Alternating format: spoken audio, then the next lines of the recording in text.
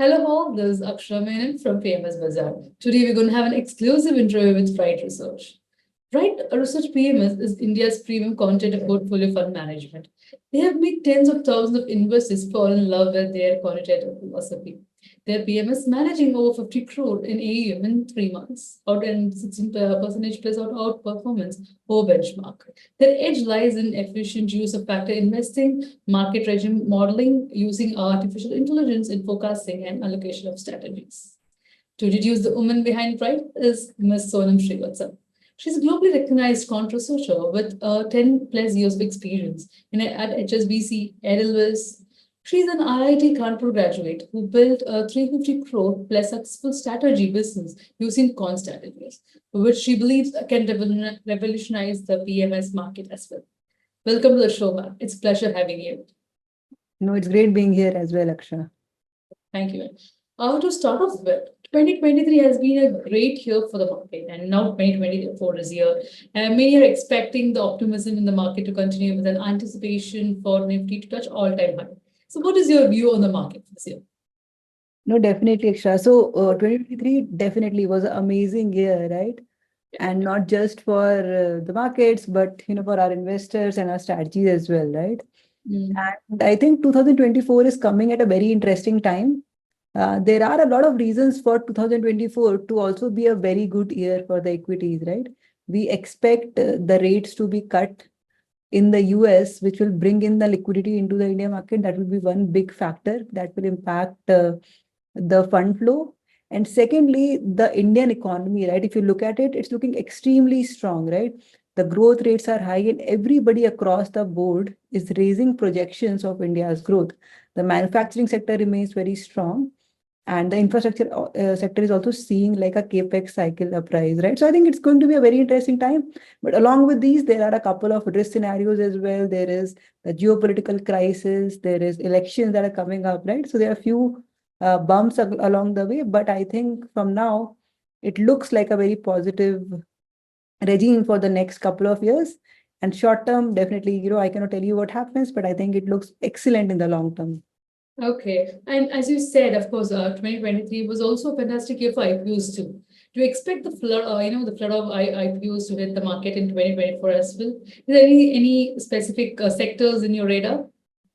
Definitely. I think as long as the market is vibrant, the IPO flow would keep on coming, right? And then we have a lot of very interesting IPOs lined up in the market already, right? So I do think that the IPOs will continue and will present a great opportunity for investors to make good returns.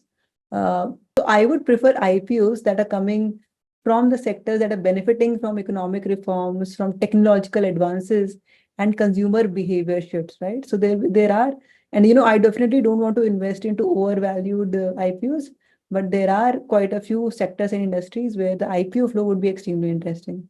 Okay, so we can expect Wright's, allocation over IPOs as well. So no, Akshara, we don't actually allocate to IPOs right now. Okay. We're more like a primary market or a secondary market PMS, but it's always interesting to watch these new companies come in. We eventually become investors in a lot of companies that have had IPOs, but we don't do IPO investing right now. Okay. So like when you talk about macros, how do you see the market performing, building up into elections and post that? So Akshara, that's an amazing question. Elections are going to be a huge event, not just in India, but the US markets are also going to see elections, right? And that will be a tough one. In the India market, I think a lot of people are already expecting that the current policies will continue because of the state election results. But in the US, I think the scenario is much more unpredictable. I expect that there could be volatility around the elections because you never know what trends would change, if any news flow could impact it. So that's a big event, right? Because political stability of a company is a huge driver of market performance. So I think there could be volatility, and I would prefer to focus on large cap stocks instead of very small stocks, because very small stocks could face very heightened volatility in the run-up to elections, right? So I think that's our strategy, to sort of focus more on large cap stocks, be aware of any risks that are there, and accordingly shift. Yeah, but, as Wright is more into quant-based and AI-based thing, so how is that sector allocation happens in Wright? Yeah, so sector allocation is a very important part, right? So within our strategies, what we are always trying to do, Akshara, is to maintain very high diversification, right? So it would never happen that, more than 20% of the stocks in the portfolio are going to one single sector. So you would see always a very beautiful mix of sectors to be part of our strategies, and that is done only to reduce the risk, right? If you have exposure to different sort of sectors, that reduces the risk in your strategy by the virtue of diversification. And depending on the factor that we are looking at, let's say we are looking at the momentum factor, which is the trend factor, what we would do is that, stocks are given a particular score based on momentum, and then the basket is made in such a way that it has high diversification along with the selection of the top momentum stocks. So diversification being the key, make sure that we are including all the key sectors. And typically what happens, Akshara, is that all the sectors in flavor start popping up into our strategy automatically, and that is how our allocation changes. Right, that was exactly my next question was. But every year the one or the other factor is going to do well. Like not every year it is not only value which is done better, or every year it was not growth. Sometimes it was momentum, sometimes it was growth, and this 2023 was a great year for small and mid caps as well. So like how was that? How do you allocate your in different momentums in different Right. types of markets? How does Yes. price into it? Yes, so we sort of monitor all of these factors separately, right? We have a value investing strategy that we really trust. We have a growth investing strategy that we think is a very good growth investing strategy. Then we have momentum investing and different such factors. Now, on any given day, when we have to rebalance, we will check the recent trends and performances of these strategies and see which one is fitting into the current market. Right? But it's not just picking up the top performing strategies. We are also looking at the risk in the market, right? Yeah. In a good market, in a bull market, what you can do is take as much risk as you want, right? So if I can take as much risk as I want, I might end up allocating to high momentum strategies or small and mid caps, right? Because I don't care about the risk right now. But when I see high risk, what the system does, it reduces the risk that it can take, right? Now when the system has reduced the risk, automatically the small and mid caps or the high momentum stocks will not get allocation, and slightly safer stocks like large caps or a value stock or a stock that has very low volatility will get higher allocation. And that is how dynamically, with that system in place, dynamically the allocation changes. Yeah. And how do you incorporate this machine learning and data analytics into your quantitative strategies? Yes, I think that's the most important part of the process, Akshara. So we love playing around with data and trying to explore different models that use AI to use in the way. So primary way where we use AI is, modeling the risk in the market, right? Like I said, our strategy allocation shift based on the bull and bear market, right? Which is what we call the market regimes, right? Yeah. If it is a good market, we take high risk. If it's a bad market, we take low risk. But how do you know what type of market you're going to see in the next month, right? We're not investing for today, right? We're investing for the next month or next quarter, right? So we have to be able to forecast what type of market it is going to be so that we can allocate accordingly, right? Yeah. So that is where we primarily use AI models to forecast, and we play around with a lot of different models to find the best one. Another area where we use AI, which we are, in an exploratory phase and doing a lot of interesting work on, is getting different signals, right? So, a traditional or a normal portfolio manager picks up trends from the price or from the fundamentals, right? Yeah. But there is a wealth of knowledge that is out there in the news, that is out there in the social media, that is out there on the filings that is coming in, right? But it is tough to use it because it's all text data, right? So what we do is we use, chat, GPT, like natural language models to extract sentiments or any event forecasting from these documents and use that as a signal into our strategy. So that is another way through which we use AI. So this statement actually makes me more curious to know the principles behind your quantitative investment approach. What are the key principles? Yeah. So I think the core principles that we follow in the strategy that we offer is factor investing, right? Yeah. We believe that there are a number of factors that drive the performance of the market and that will help us explain a majority of the market's returns, right? But what we also believe, Akshara, is that India is a highly volatile and dynamic market, right? And that you will also appreciate what's working now is working now, but that was not the thing that was working a year back. And that was also not the thing that was working 2 years back, right? Trends and patterns shift very rapidly in India. And so that's why you have to be tactical and dynamic and shift your allocation depending on the market scenarios. So that is also a core belief that we follow. That is, and I think risk adaptability, all these strategies that we are offering, while the focus is on getting the maximum returns, what we also want to do is reduce the risk that the system has, right? So regime modeling of risk and putting a core focus on risk management is something extremely core to our belief as well. Okay. But when you talk about factor investing, how has the factor fund performed historically in different market conditions? Yes, so factor fund as a PMS is relatively new. We have 4.5 months of experience or track record, and it has done amazingly well, right? We have given north of 30% returns in 4.5 months, which is amazing. We've done way better than the benchmarks, and that has been really good. But obviously, it is a great market to be in right now. But historically, if you look at the performance of the system that we have run on advisory or on our back test, you would see that the strategy, in fact, does increasingly better than the market in bull markets because of momentum-like exposure, right? We're able to pick up high growth stocks that do really well. So that is something that works really well for us. But along with it, the deep focus on risk management in risky scenarios, right? That is also something that works really well for us. So whenever the risk is high, you will see that the right research strategies end up doing better than the market in terms of the performance as well.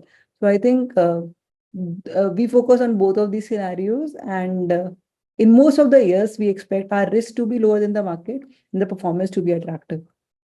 Yeah, as you said, a few minutes ago, the market might differ year to year. Now, how do you navigate and adapt to changing market conditions using quantitative models? Right. So I think, market will always be very dynamic, right? And it will keep on changing. What we do is that with the core principles of regime modeling, right, where we say that it's a good regime, you take high risk, it's a bad regime, you take low risk, it automatically brings in a element of adaptability. We are forecasting the market based on some very strong machine learning models, as well as macroeconomic data and technical data, and we shift our allocation based on those predictions. So that makes it tactical. Plus, we have an eye on the recent factor performances as well, right? So it's not just that we have a set of factors for any scenario.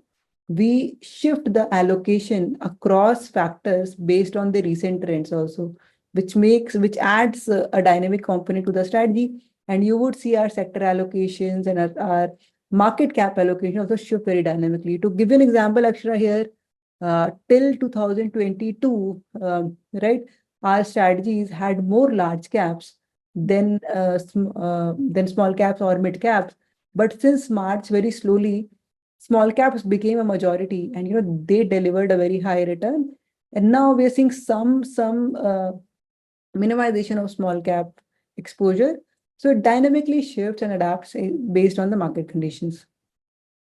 Actually, you're true, but the thing is that when compared to any other active funds, the quant funds have given a better performance on overall investment industry. So how do you see that?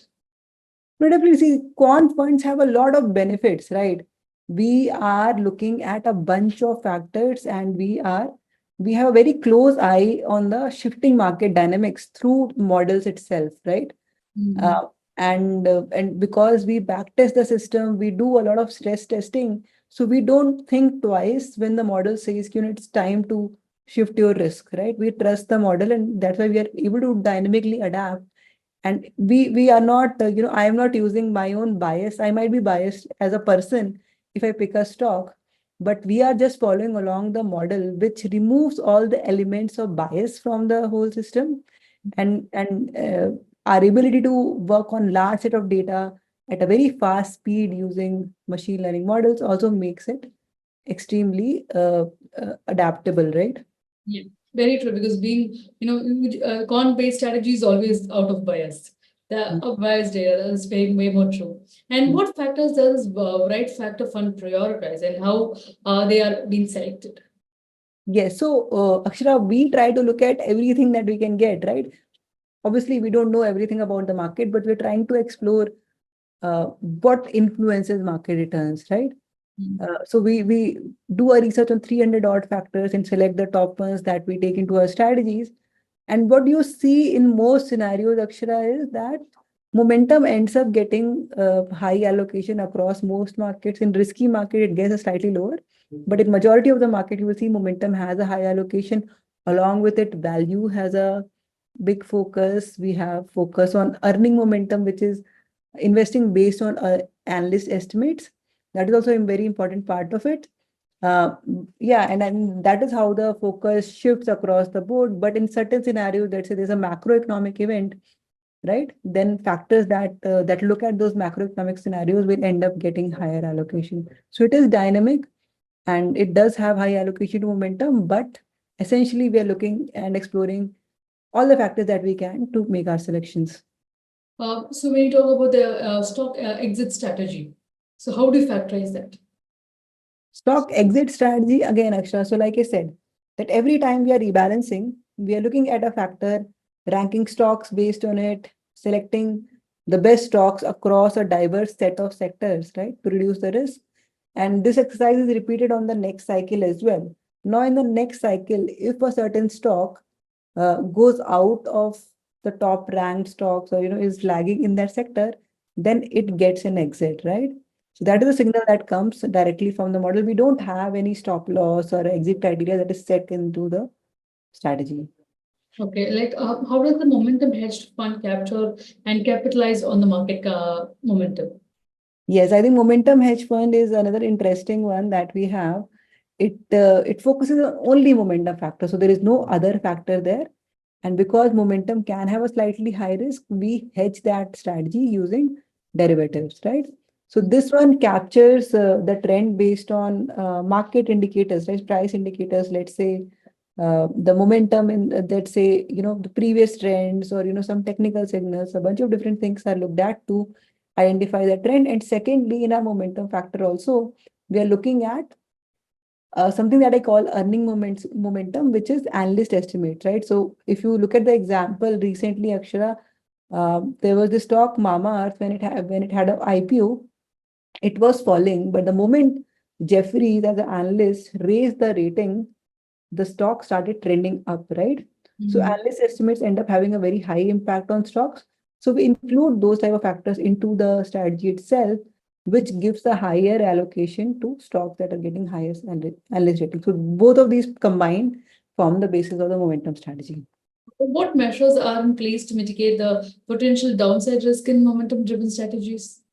Yes, so like I said, number one is diversification, right? So every time we are selecting stocks for the strategy, the criteria is not just to pick up the high momentum stocks or the best forming stocks. The criteria is also to reduce the risk. And how do you reduce the risk? It is the first step is you diversify away the risk, right?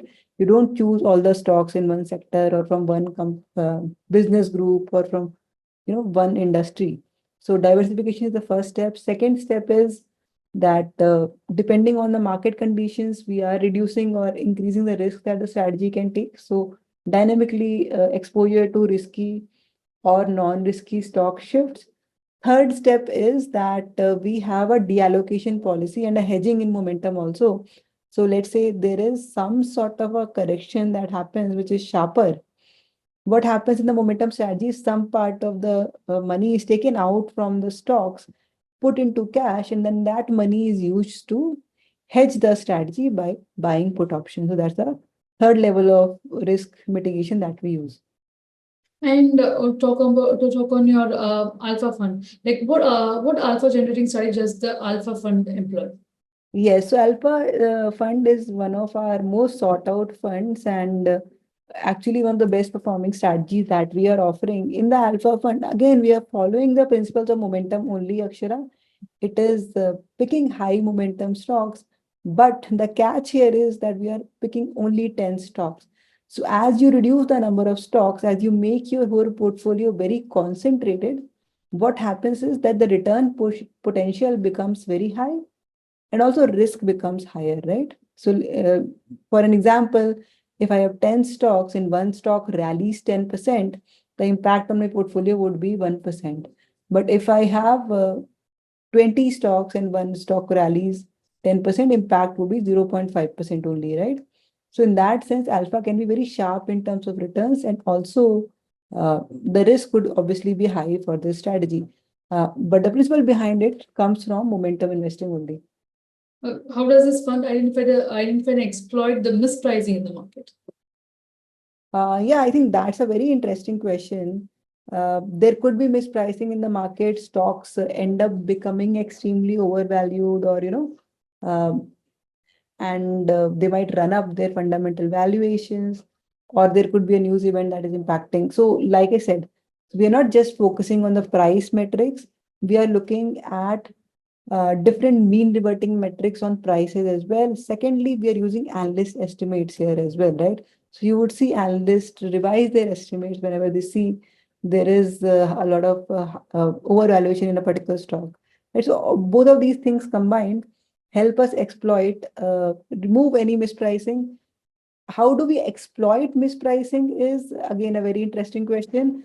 See, it's a behavioral market, right? The market changes based on investor behaviors, right? And a momentum like strategy is best placed to capture the benefit of investor behavior, right? The moment you are able to find out one stock where investors are biased towards, where everybody is jumping in, thinking that this is going to go up, you will see that trend form. So a momentum strategy picks up these stocks and invests into them. And that is why it is taking a huge advantage of the mispricing in the market. And when you say this alpha fund will be a very concentrated portfolio with just 10 stocks, so how do you manage a churn inside the portfolio? Right. So I think this is a very important and interesting point, Akshara. I think along with everything, our strategies have a huge focus on reducing the turnover as well. What you have to understand here is that it's a quant fund. It is working based on data, right? If something is working based on data, then any data changes will lead to a trade being generated, right? Yeah. And there has to be checks and balances to reduce the number of trades that are coming in. So along with following all the philosophy that I talked about, we have another layer of turnover optimization on top of these strategies so that the number of trades coming out of the strategy are not very large. So typically in an alpha strategy, you would see one or two stocks change within a particular month, and that is how the allocation shifts. Okay. So can you provide any examples of successful alpha generating trades that made by alpha fund? Yes, I think we've had quite a few interesting trades in the alpha fund, right? To give you an example, I think 𝐸𝐸𝐺 has been in the part of alpha strategy that has done really well. We've had an allocation to Massgaon Dock, which has worked amazingly well. We've included Kalyan Jewelers, which has done well. Okay. We also had Suzlon as a stock, which was a momentum stock and has delivered amazing returns in the portfolio, right? So quite a few interesting stocks have done well in the alpha strategy. Thank you, ma'am. But the last question, with that, we come to the end of the session. Wright is not the only PMS house that runs a quant-based strategies. We have other houses as well. So what makes Wright different from others? No, I think, see, even within quant investing, everybody has their own philosophy, right? So when I say momentum investing, I might be doing something very, very different from another guy who's following momentum, right? If I say multi-factor, I might be using totally different approach to factor investing compared to the other guy, right? So there could be, there are differentiations. What I think that makes the Wright research unique is that our focus on these high growth factors during growth market has delivered excellent performance that makes it attractive. And secondly, our extreme focus on risk management, and that too not very strict risk management. To give an example, in 2022-23, when the markets were volatile, our strategy only, when we were doing advisory, we only deallocated up to 15% in terms of our deallocation, right? Still did better than the market. Whereas, other certain quant players who were following along the strategy, they allocated up to 50-60%, right? And then the performance lagged. So I think everybody has a different philosophy. I think ours is very fine-tuned with the market, and we do have a focus on risk management, but not very blind. We have a very tactical risk management philosophy, as well as a strong philosophy for the growth markets as well, right? And I think our extreme love for quant investing and uh, our vision of not just doing well, but making sure that our models are most optimal and are capturing the right inefficiency in the market makes us unique in the market. Thank you, ma'am.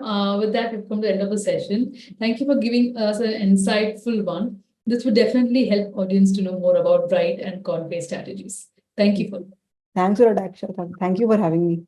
that.